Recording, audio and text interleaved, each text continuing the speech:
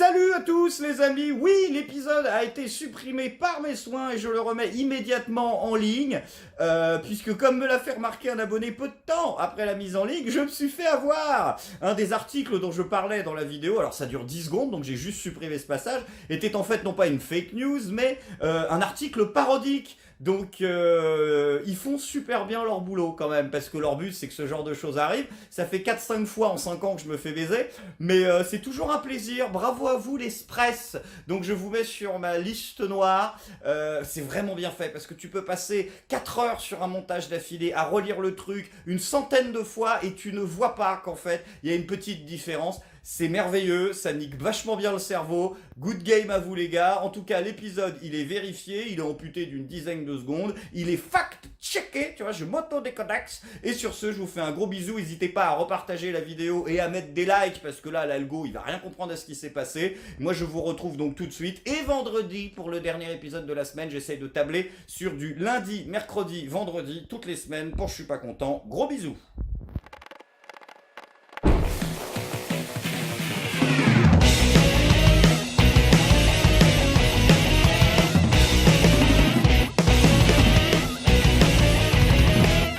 Ah, je suis pas content, il y a Édouard Philippe qui se prend pour le Père Noël. Ouais, pour le Père Noël. Ah, je sais pas si c'est l'esprit des fêtes qui l'a inspiré, mais en tout cas, il est venu dans sa hotte avec le plus beau des cadeaux qu'il soit possible de faire à nous, Français. Non, pas l'augmentation du pouvoir d'achat, arrêtez d'être con. Il est venu avec l'espérance et la promesse de l'écoute. En effet, Édouard Philippe nous l'a assuré, tenez-vous bien, il nous a entendus et la réforme des retraites sera progressive. Ah, bravo. Alors ça, c'est super. Ah non, vraiment, ça fait vraiment du bien d'être entendu. Alors, voilà, petite parenthèse, au risque de casser légèrement l'ambiance, on a tous compris ce que ça voulait dire que progressive. Progressive, ça veut dire... Alors, on va commencer avec les fonctionnaires, sauf ceux qui caillassent les manifestants. Ensuite, on va faire les salariés du privé. Ensuite, on va faire les artisans. Ensuite, on va faire les agriculteurs. Ensuite, on va faire les intermittents du spectacle. Ensuite, on va faire les politiques. Oula, ah, attendez, non, parce que là, regardez, je regarde sur ma Swatch, là, on est combien, là? Janvier 2020? Aïe, on va être ric-rac. Ouais, j'ai peur qu'on n'ait pas le temps de tout finir. Alors, à mon avis, pour les politicards, on va être juste, hein. Moi, ce que je vous conseille, revotez pour nous en 2022, et là, promis, on s'occupe des politiciens. Bien sûr qu'ils vont le faire. Et c'est sûr qu'avec un tel discours, bah, les grèves sont pas prêtes de s'arrêter. Hein, tout le monde a rejoint les manifs. Les profs, pour commencer, bon alors eux c'est un peu normal, hein, parce que pour eux bah, c'est double peine en permanence. Eux ils ont à la fois les problèmes de salaire, les problèmes de retraite, mais ils ont aussi les problèmes d'insécurité. Ça n'a plus aucun sens. Ce qui se passe en France, je ne comprends plus. Là il y a une gamine, 13 ans, une collégienne, ouais. Elle a tenté de poignarder son professeur de mathématiques. Oui, jusque-là normal. Mais après ils l'ont arrêtée, donc la gamine, et au commissariat de police, elle a déclaré qu'elle n'avait absolument aucune animosité envers son professeur de mathématiques. Elle l'aime beaucoup. Ouais. Par contre, elle a une aversion irraisonnée envers les mathématiques elles-mêmes. C'est-à-dire qu'en fait, la nouvelle génération, là, les chances de demain, c'est pas qu'ils ont un problème avec la pensée, c'est qu'ils veulent la tuer. Non mais elle a quoi? Elle a voulu buter les maths? Par contre, malheureusement, hein, autre mauvaise nouvelle, y en a qui vont pas nous rejoindre. Oui, comme les sénateurs. Putain, c'est con ça. On aurait vachement besoin d'eux. Ah si, sérieusement, Gérard Larcher, tu le mets en tête de manif, tu le fais rouler, tu le pousses comme ça, il te dégomme du CRS en jeu de quilles jusqu'en bas des champs. Mais non, GG, il veut pas. Ouais, il est allé voir Édouard Philippe et il a fait son portier de boîte de nuit. C'est-à-dire que Édouard Philippe, il lui a dit, bon, pour la retraite des sénateurs, là, c'est un peu abusé, donc on va couper un peu. Et Gérard Larcher lui a dit, ce sera pas possible. Après, il y en a d'autres, pour l'instant, ils sont en grève, mais j'ai bien peur qu'ils finissent par quitter les cortèges. Ah ouais, le personnel soignant, ouais, les médecins, les infirmières, tout ça. J'ai peur qu'ils restent pas. Bah ouais, mais c'est Agnès Buzyn, là, la ministre de la Santé. Ah putain, elle a envoyé du lourd. Hein. Ah, elle leur a vendu du rêve. Non, mais vraiment du rêve. Ouais, elle a dit qu'elle voulait réenchanter l'hôpital. Hocus pocus. Qu'est-ce qui t'arrive, Mary Poppins? 660 médecins qui vous interpellent directement, Madame la Ministre, durement. Ils menacent de démissionner, purement et simplement, parce que les annonces que vous avez faites il y a quelques semaines leur semblent totalement insuffisantes. Je vais vous citer 2 phrases de cette tribune. J'aimerais que vous puissiez y réagir et leur répondre. Le vrai ministère de la Santé est désormais à Bercy. Première phrase. L'hôpital se meurt et la ministre ne lui administre que des soins palliatifs. A few moments later. Et là, les annonces que je fais sont des annonces qui vont donner de l'air à l'hôpital. Mon objectif, c'est évidemment de réenchanter l'hôpital public. Allô, la fée Clochette, t'essayes de vendre ça à qui? Aux médecins qui t'ont interpellé? Non mais là on est au-delà de l'indécence en fait. C'est-à-dire que tu vas voir les mecs et tu leur dis « Je vais réenchanter l'hôpital ». Très bien, madame. Ben, c'est super gentil. Par contre, moi, ce que je vais faire, c'est que j'ai perdu 10 minutes à vous écouter. J'y retourne. J'ai une opération d'un petit cancéreux de 3 ans à terminer. J'ai encore des tripes sur les mains. Donc, ce qu'on va faire, c'est que vous revenez la semaine prochaine avec un peu moins de baguettes magiques et un peu plus de pognon. Sur ce, bonne journée. Donc, c'est bon à l'REM. La buzin, faut arrêter de la sortir. Hein, faut même arrêter de la mettre dans le deck. Parce que, tu tombes jamais dessus. Et quoi qu'il arrive, T1, T2, T3, c'est comme Darmanin, ça passe pas. Donc, à ce moment-là, moi, ce que je vous dis, si vous avez envie de la garder ministre, parce que visiblement, c'est important, nommez-la ministre de Disneyland Paris. À ce moment-là, peut-être, là, elle sera dans son élément. Mais sinon, je vois pas. Après, on a tous compris pourquoi elle employait ce vocabulaire aussi grotesque et déplacé. Réenchanter, parce que c'était Noël. Parce que magie de Noël, parce que enchantement de Noël, féerie, miracle. C'est l'étape ultime de l'infantilisation de l'électeur, bien sûr. On emploie le vocabulaire qui est dans l'air de la période. Hein, c'est exactement comme quand elle nous dit « Je veux que les Français comprennent que cette réforme est bonne pour eux. » Voilà, Timothée, c'est bon pour toi. Si, c'est bon, tu ne sais pas. Tu es un enfant. Voilà, moi, je suis un adulte. Hein, infantilisation définitive de l'électeur, qui est un électeur enfant. Étienne Chouard dirait que ce sont des synonymes. Bon, après, il y a d'autres ministres qui, malheureusement, sont moins en forme que Agnès Buzyn. Oui, Elisabeth Borne, notre ministre des Transports. Putain, elle a eu un petit souci. Donc, en l'occurrence, Elisabeth Borne, notre ministre de la Transition écologique chargée des transports, parce que c'est elle qui s'en occupe, elle a été, elle aussi, rattrapée par des omissions.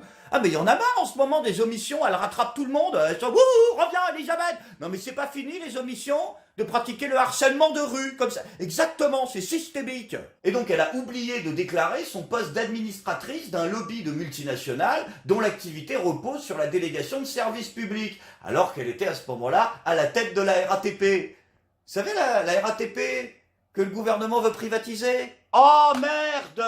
Oh, comme c'est surprenant alors! Le hasard, la chance. Après, soyez rassurés, heureusement, la gauche était là pour réagir et dénoncer, comme elle le fait systématiquement, cette injustice. Bien évidemment, Olivier Faure, oui, le patron du PS, il a parlé. Peut-être irait-on plus vite en mentionnant les ministres qui n'ont pas parti lié avec un lobby. Et bim! Ce gouvernement, il était censé incarner la société civile, il est l'émanation du CAC 40. Ça c'est bien ça, hein? Il a supprimé son tweet au bout de 2 minutes? Oui, 2 minutes de courage pour un socialiste, excuse-moi, on n'est pas loin du miracle. Non, franchement, c'est con.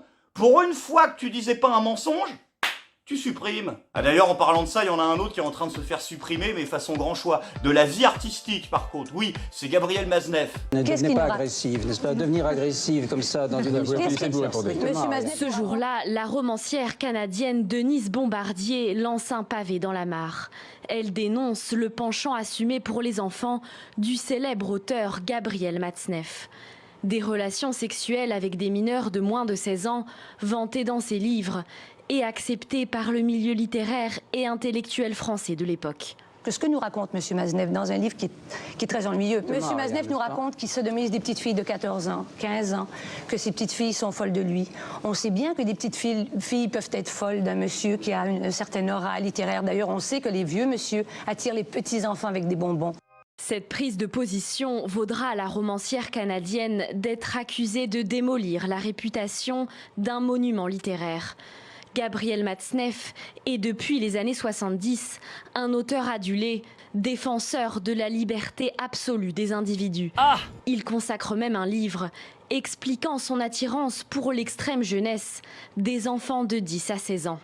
Vous avez publié un petit livre intitulé « Les moins de 16 ans ». Alors c'est donc votre idée fixe, les moins de 16 ans?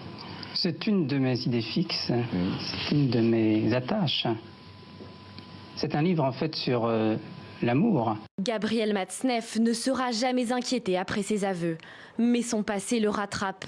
Aujourd'hui, une victime présumée prend pour la première fois la parole dans un livre. Vanessa Springora a 14 ans à l'époque, lui en a 50. Elle y raconte la séduction, l'emprise de l'intellectuel français qui l'attend à la sortie de l'école et leurs relations sexuelles pendant près d'1 an. Et là aussi, nos politiciens ont répondu à l'image d'Isabelle Balkany. Bien connu, oui, j'ai bien connu probablement, Gabriel Matzneff, il y a un siècle, T'es en train de nous dire quoi, Highlander? Mais j'étais déjà nettement trop âgé pour susciter quoi que ce soit en lui. 3 petits points, j'avais 18 ans.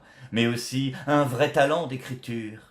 C'est moi ou on ressent genre gravement du regret dans le tweet? Non, c'est vraiment malaisant. Après, heureusement, on a pu compter sur le service public, l'information de qualité française, pour couvrir objectivement cette affaire. Gabriel Masneff, le parcours d'un écrivain controversé et sulfureux. Eh ben mon cochon, avec ça on va pas risquer la diffamation. Pourquoi j'ai flouté en haut à droite?